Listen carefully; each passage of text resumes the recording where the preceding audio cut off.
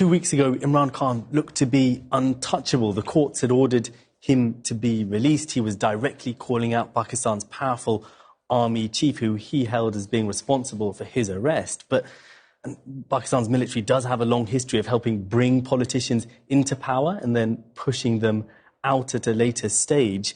But it always seemed to me that the army had underestimated the challenge Imran Khan was going to pose to them after being ousted last year. But since Imran Khan was released, the crackdown against his party has really intensified. The army leadership is furious that a senior commander's house was burnt down, that the military's headquarters were invaded by protesters, and now, as you say, thousands of Imran Khan supporters are in jail.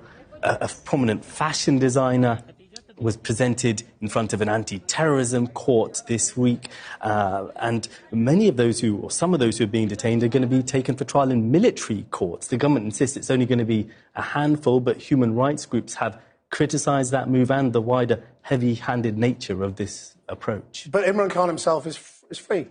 He's still free, though he still faces a number of ongoing legal cases, but much of his party's senior leadership has been deserting him, many of them announcing they're leaving the party after having spent a number of days in jail. Now, some of those who are leaving will be doing so because they can see the direction in which the wind is blowing, but others, it seems as if the intelligence forces have forced them to do so. I've been speaking to a number of politicians from his party who've announced that they're quitting about what really went on, and I asked one whether a carrot or stick was used. They said it was all stick. They said whilst in custody, references were made to them being disappeared, to the safety of their family.